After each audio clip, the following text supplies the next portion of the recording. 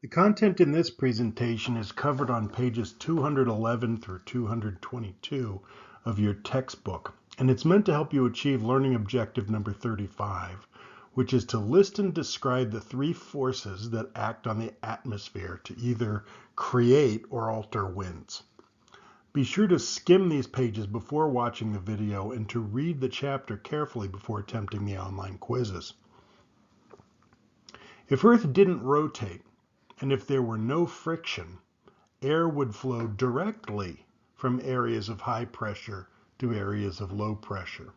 However, because both factors do exist on the Earth, the wind is controlled by a combination of forces, and these include the pressure gradient force, which brings air from areas of high to areas of low pressure, the Coriolis force, which comes from the rotation of the planet, and also friction, which is the force exerted on the wind by the ground surface.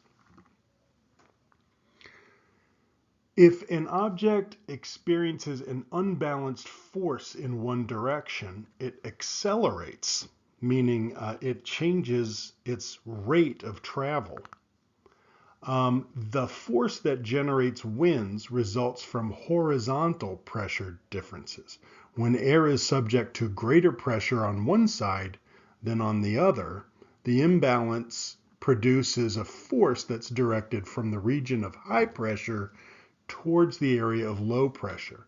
So pressure differences cause the wind to blow, and the greater those differences are, the greater the wind speed. Remember that isobars are used on surface maps to show horizontal pressure patterns, and the spacing of the isobars indicates the amount of pressure change occurring over a given distance, and it's called the pressure gradient force.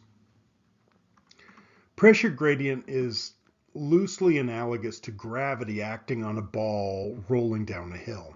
A steep or strong pressure gradient, like a steep hill, causes greater acceleration of a parcel of air than a weak pressure gradient would, or a gentle hill. So the relationship between wind speed and the pressure gradient is straightforward. Closely spaced isobars indicate a steep pressure gradient and strong winds. Widely spaced isobars indicate a weak pressure gradient and light winds. The upper figure here illustrates the relationship between the spacing of isobars and wind speed. Note also that the pressure gradient force is always directed at right angles to the isobars. When the isobars are curved, the pressure gradient force radiates out from the areas of high pressure towards the areas of low pressure, as you see illustrated here in the bottom figure. To illustrate how temperature differences can generate a horizontal pressure gradient and therefore wind, consider a common example. This is the sea breeze example, and we're going to work with we're going to define sea breeze in the next lecture or two. But this figure shows a hypothetical cross-section of a coastal location sometime before sunrise. You can tell because the moon is up. The dots in the columns represent air molecules. So at this time of day, we assume that temperatures and pressures over land and water are the same. So the figure shows two columns of air with identical mass, the same number of air molecules. They each exert the same surface pressure on the ground, or on the water, in the case of the column over the ocean. Because there's no horizontal variation in pressure, there's no pressure gradient, no change, either aloft or at the surface. And so there's no wind. After sunrise, see the sun coming up in the middle here, The temperature of the atmosphere above the land surface begins to increase, while the temperature over the ocean remains nearly constant. Remember that the land heats up much more rapidly than a big body of water does. So as the air over the land begins to warm, it expands and forms a taller, less dense air column. Although the air pressure at the surface remains essentially the same, right? If you're standing on the ground here or you're floating on a boat there, the same number of molecules are above your head as they are in the ocean. Although the air pressure at the surface remains the same thing isn't true at the higher altitudes. Notice up where you see the letters written in these columns, the red L and the blue H. Although there are more molecules over the H in the column of air over land than over the L in the column of air over water.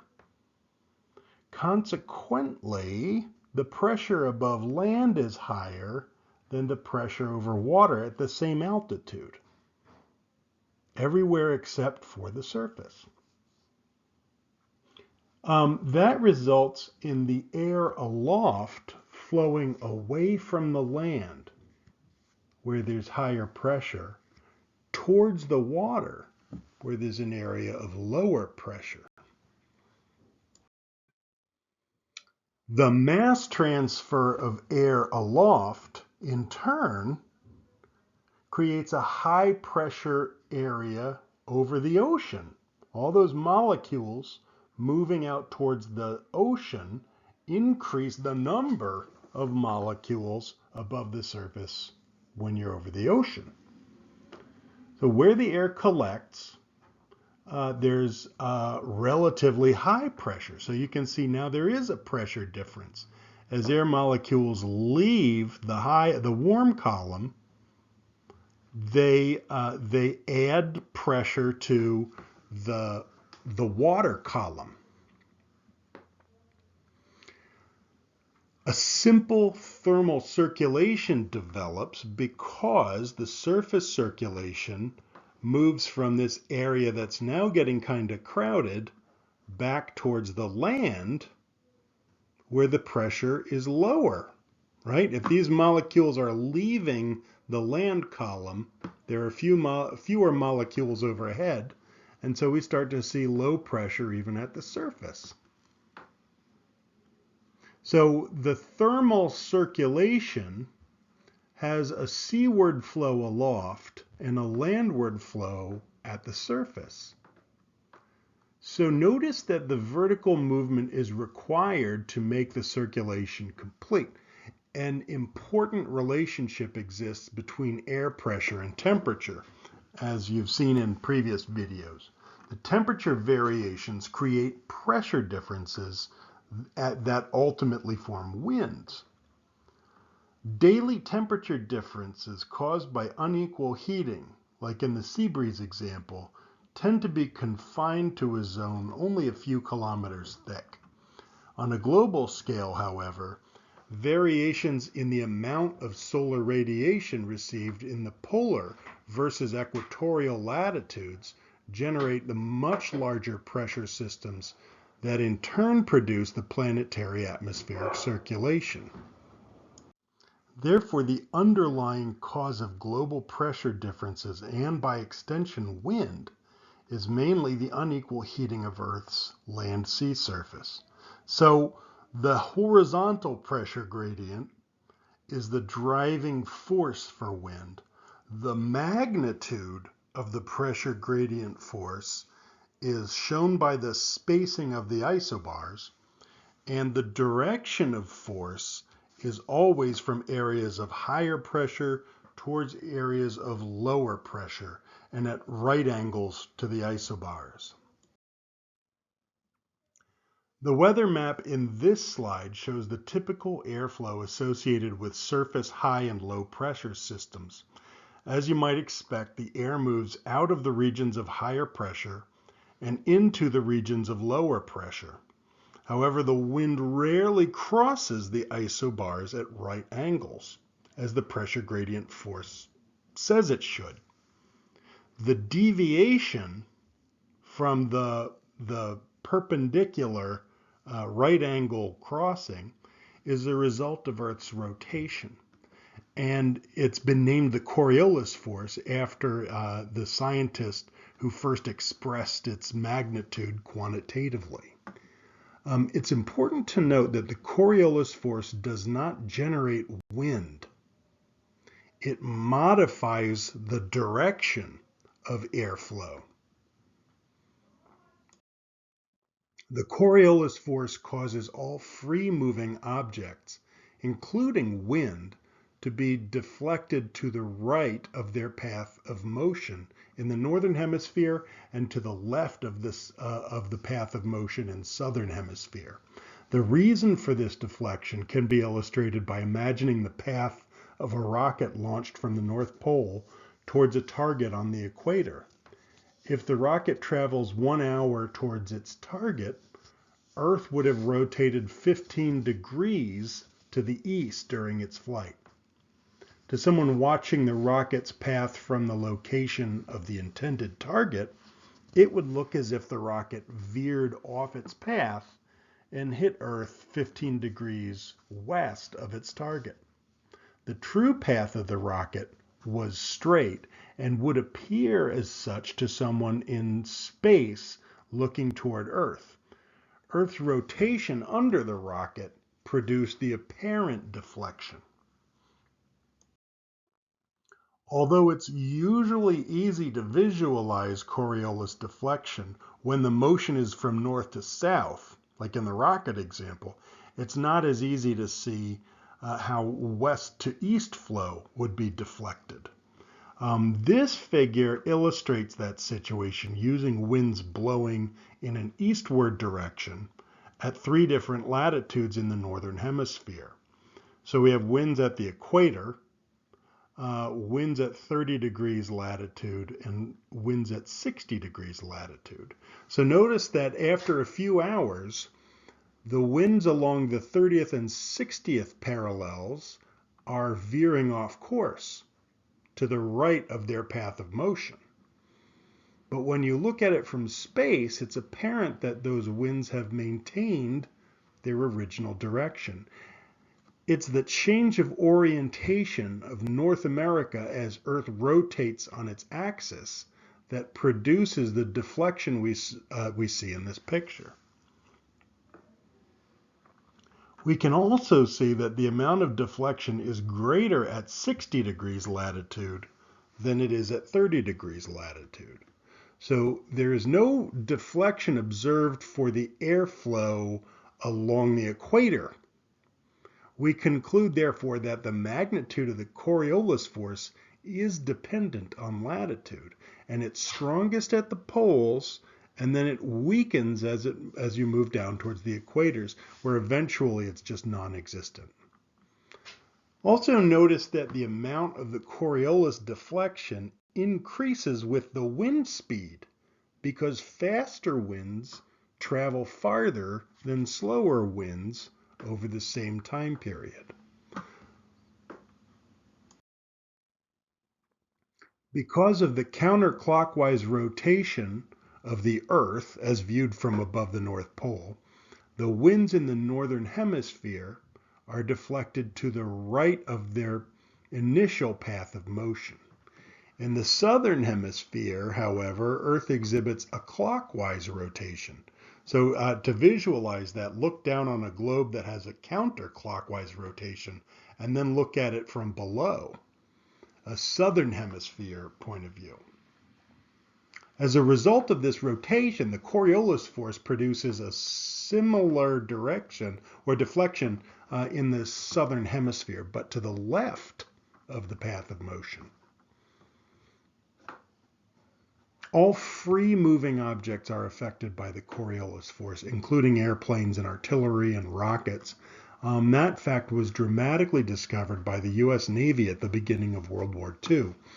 During target practice, long-range guns on battleships continually missed their targets by as much as several hundred yards until the ballistic corrections were made for the changing position of a seemingly stationary target. Across short distances, however, the Coriolis force's deflection is relatively small. Nevertheless, in the middle latitudes, the deflecting force is great enough to potentially affect the outcome of a baseball game. Though a ball hit a horizontal distance of 100 meters, 330 feet, in 4 seconds down the right field line will be deflected 1.5 centimeters, more than a half inch, to the right by the Coriolis force, enough to turn a potential home run into a foul ball. The Coriolis force acts to change the direction of a moving body to the right in the northern hemisphere and to the left in the southern hemisphere. That deflecting force is always directed at right angles to the direction of airflow.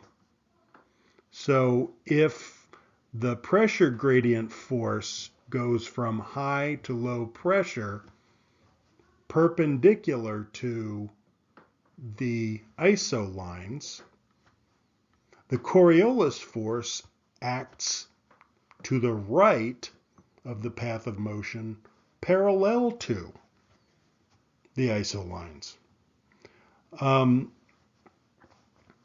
The deflecting force is proportional to wind speed. Remember that too. The stronger the wind, the greater the deflecting force. And it's strongest at the poles, and it weakens equatorward, becoming non-existent at the equator. Earlier, we stated that the pressure gradient force is the primary driving force of wind. As an unbalanced force, it causes air to accelerate from regions of high pressure towards regions of low pressure. So you might expect wind speeds to continually increase as long as the imbalance exists. But we know from personal experience that winds don't become faster indefinitely. Friction acts to slow moving objects, and thus it also affects wind speed. By slowing the airflow, friction also reduces the effect of Coriolis. So not only is airflow near the surface slower than the winds aloft, but the direction of flow is also affected.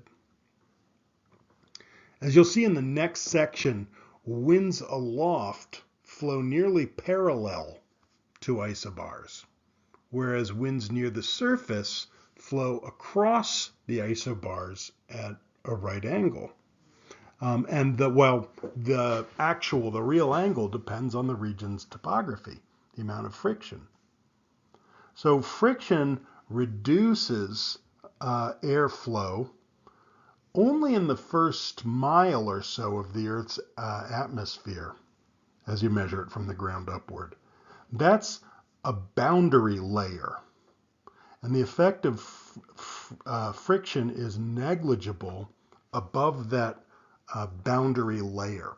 So by the time you get to the upper levels, you're up in what's known as the free stream, where the molecules don't have as much turbulence to the flow. They're laminar. They move smoothly and quickly and free of that friction.